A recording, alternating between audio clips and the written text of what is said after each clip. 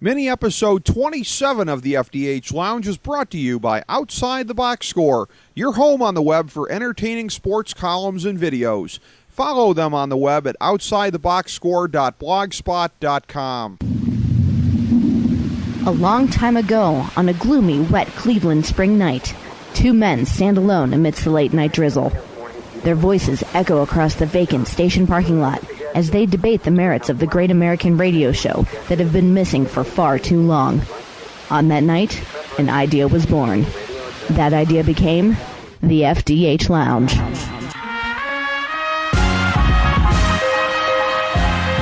Welcome to the FDH Lounge. Welcome to mini episode number 27 of the FDH Lounge and our 8th adaptation of the FantasyDraftHelp.com Insider in this format after 7 seasons on our previous platform. This is FDH Managing Partner Rick Morris here with our NFL Week 8 version of the Insider as we deliver our lineup advice for this slate of action. First of all, since we have different platforms where this is available, we urge you to view this on our fantasy blog at FantasyDraftHelp.blogspot.com because of the links we posted that precede this webcast. In particular, we have links to our Fantasy Football Draftology 2011 guide, Google News and CBSSports.com for injury news, and the NFL.com Week 8 homepage for scores and updates. Additionally, we will update there as needed with any big news during the weekend. Look on the blog for Fantasy Newsletter Volume 4, Issue 42, posted on October 29th, to find the weekly fantasy newsletter with the accompanying links where this video is embedded. We've got some additional preface notes that we'll be delivering every week as well. First of all, our advice is probably a bit different than some in the industry. We're not the place to go regarding the question of whether or not to play a healthy Aaron Rodgers this week. Aside from reiterating our list of gimmies, we don't discuss them beyond that. We're also not part of the movement that overstates the importance of week-to-week matchups. Sadly, if you bungled your draft or auction, there's not much except a stroke of great luck on the waiver wire that can salvage your season. Now, in shallower leagues where you've been able to pick up the likes of Cam Newton off the wire thus far, you're doing well. But you hardly need a fantasy football industry source to tell you to do that. We play the percentages on giving our advice, which is all that anyone can do, even those in the industry who purport to own a crystal ball. You'll always get intellectual honesty from us. Before we get to our list of constants for the season, let's review who's already been scratched from the list. Peyton Manning and Jamal Charles. Kenny Britt wasn't an every week play for us yet, but he was right on the verge when he went down for the season. If Manning comes back at any point, we'll reinstate him to the every week list, but that increasingly looks like an extreme long shot. Our first additions to this list for the 2011 season start with the pitcher and catcher combo of Cam Newton and Steve Smith in Carolina.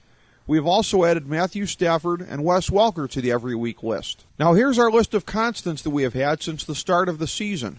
When healthy, you don't jerk with these guys. You leave them in their lineup regardless of scary matchups. At quarterback, Aaron Rodgers, Tom Brady, Phillip Rivers, Drew Brees, Michael Vick, Tony Romo, and Matt Schaub. At running back, Chris Johnson, Adrian Peterson, LaShawn McCoy, Ray Rice, Mo Jones-Drew, Arian Foster, Rashard Mendenhall, Michael Turner, Darren McFadden, Matt Forte, Peyton Hillis, Ahmad Bradshaw, Frank Gore, D'Angelo Williams, Jonathan Stewart, LeGarrette Blount, and Steven Jackson. At wide receiver, Andre Johnson, Roddy White, Calvin Johnson, Greg Jennings, Hakeem Nicks, Reggie Wayne, Mike Wallace, Larry Fitzgerald, Miles Austin, Deshaun Jackson, Mike Williams, Tampa Bay, Dwayne Bowe, Marcus Colston, Jeremy Maclin, Vincent Jackson, Dez Bryant, and Brandon Marshall. At tight end, Antonio Gates, Dallas Clark, Jason Witten, Vernon Davis, and Jermichael Finley. Now, our advice is relative, and there are exceptions to every rule. As a general guide to our approach, we factor in a PPR assumption since so many leagues have at least some component of that in their scoring system these days. Additionally, our advice is able to be applied most precisely to a 12-team league in terms of the proportions of value. As such, based on the players who are our perennial recommendations for the season, there are 9 QBs, 17 running backs, 19 wide receivers, and 5 tight ends who are always worth playing if healthy. Those numbers provide a useful guide into the strength of various positions from week to week. In a 12-team league, that means in an ideal week, we can recommend at least 5 additional QBs, 8 additional tight ends, and approximately a dozen running backs and wide receivers, assuming that your league has a flex position. Okay, with our lengthy but necessary setup out of the way, let's go to this week's best lineup plays. Teams on the bye include Atlanta, Chicago, Green Bay, Oakland, New York Jets, and Tampa Bay. At quarterback, as has been the case during the season, the depth is not bad, as we can recommend 8 additional passers. Joe Flacco, Christian Ponder, Eli Manning, Matt Hasselbeck, John Beck, Ryan Fitzpatrick, Ben Roethlisberger, and Andy Dalton. At running back, the depth equals last week's season best with 12 additional recommendations.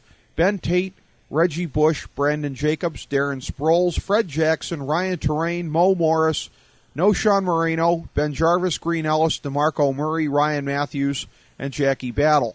At wide receiver, it's decent, with 9 additional players to recommend. Anquan Bolden, Pierre Garcon, Nate Washington, Stevie Johnson, Hines Ward, Antonio Brown, A.J. Green, Doug Baldwin, and Victor Cruz. Tight end is not too great, with only 5 additional recommendations. Greg Olson, Rob Gronkowski, Jermaine Gresham, Heath Miller, and Jimmy Graham. We like to single out some players as stronger options each week, so here's our top 5 in no particular order. Eli Manning, Matt Hasselbeck, Darren Sproles, Anquan Bolden, and Jimmy Graham. Additionally, each week we take a look at NFL teams we consider to be all in or all out. All in constitutes recommendations at the full range of QB, RB1, WR1, WR2, and tight end. All out teams have only their perennial recommendations to go on every week with no marginal players suggested. Our all-in recommendations are Dallas and Pittsburgh. There are 6 all-out plays this week: Arizona, Jacksonville, St. Louis, Cleveland, San Francisco, and Philadelphia. So there's your recommendations for NFL Week 8. We welcome any questions, and we may answer them here from time to time. Become a friend of FantasyDraftHelp.com on Facebook, or hit us up on Twitter, where our identity is the FDH Lounge with no spaces and the T, F, D, H, and L capitalized. Thanks for checking us out. Go break off a little value on your opponent this week, and be sure to sample our other Nothing is Off-Topic mini episodes from the FDH Lounge.